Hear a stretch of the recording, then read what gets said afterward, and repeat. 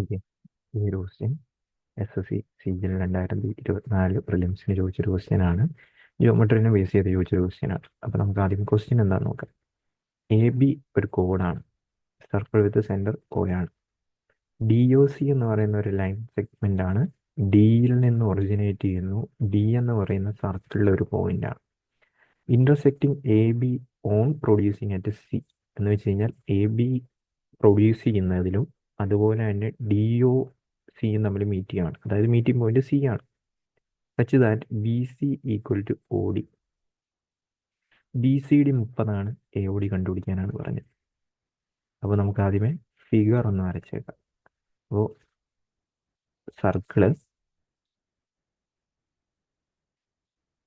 Centre O എന്ന് പറഞ്ഞെടുക്കുക.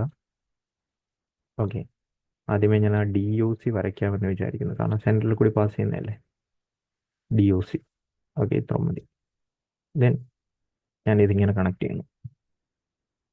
അപ്പോൾ DOC then AB എന്ന് പറയുന്ന കോഡ്, കാരണം AB പ്രൊഡ്യൂസ് ചെയ്യുമ്പോൾ സിയിൽ മീറ്റ് ചെയ്യുന്നു എന്ന് അവർ പറയുന്നുണ്ട്. ഇനി പറഞ്ഞിരിക്കുന്നത് BCയും വെയിറ്റ്, ഞാൻ കളർ ചെയ്ത് കാണിച്ചുതരാം. BCയും ODയും ഈക്വൽ ആണ്. ദാറ്റ് മീൻസ് BCയും ODയും ഈക്വൽ ആണെങ്കിൽ OD എന്ന് പറയുന്ന റേഡിയസ് ആണ്. OD എന്ന് പറയുന്ന റേഡിയസ് ഓഫ് സർക്കിൾ ആണ്. അപ്പോൾ ഇതും എന്തായിരിക്കും? റേഡിയസ് ഓഫ് സർക്കിൾ തന്നെ ആയിരിക്കും. then തന്നിരിക്കുന്നത് BCD തന്നിട്ടുണ്ട് അല്ലേ? BCD തന്നിട്ടുണ്ട് 30 എന്ന് പറഞ്ഞ് തന്നിട്ടുണ്ട്. BCD എന്ന് പറയുന്നത് 30 ഡിഗ്രി എന്ന് പറഞ്ഞ് തന്നിട്ടുണ്ട്. കണ്ടുപിടിക്കാൻ പറഞ്ഞ AOD. അപ്പോൾ AOD കണ്ടുപിടിക്കണമെങ്കിൽ ആദ്യം ആ AOD ഒന്ന് വരച്ച് വെക്കുക. ഇതാ AOD വരച്ച് വെച്ചു. ഇതാണ് കണ്ടുപിടിക്കേണ്ടത്. അപ്പോൾ ഞാനാണെങ്കിൽ ഇത് ചെയ്യാനായിട്ട് ചുമ്മാ ഇതാ ഇതൊന്ന് ഞാൻ കണക്ട് ചെയ്യുകയാണ്. ഇത് കണക്ട് ചെയ്യുകയാണ്. ഓക്കെ, ആ ഐറ്റം എന്നും പറയുന്നത് സർക്കിളിൻ്റെ റേഡിയസ് തന്നെയാണല്ലോ. ഇത് സർക്കിളിൻ്റെ റേഡിയസ് തന്നെയാണല്ലോ. അങ്ങനെ വരുമ്പോഴത്തേക്കും ട്രയാങ്കിൾ POC ഐസോസിലസ് ട്രയാങ്കിൾ ആവും. ഇത് 30 ഇതിൻ്റെ അടുത്തുള്ള അഡ്ജസൻറ്റ് ആംഗിൾ 30 ആണെങ്കിൽ ഇതും 30 വരും. ഒന്നാമത്തെ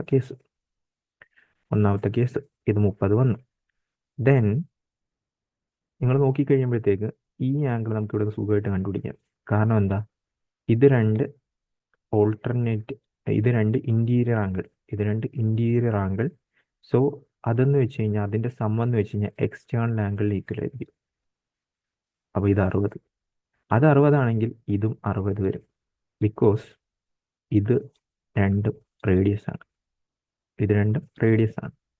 then ഇത് 60 ആണെങ്കിൽ ഇത് ബാക്കിയുള്ളതും 60 ആയിരിക്കും. ആ ഒരു AOB എന്ന് പറയുന്ന ട്രയാങ്കിൾ എടുത്തു കഴിഞ്ഞാൽ അതും 60 ആയിരിക്കും.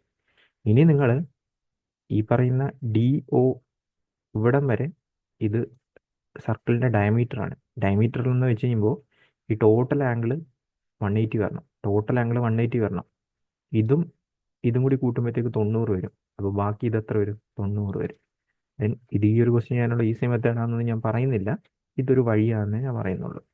ഓക്കെ, ഒന്നുമില്ലാത്തതിനേക്കാളും ബെറ്റർ ആണ് എന്തെങ്കിലും ഉള്ളത്.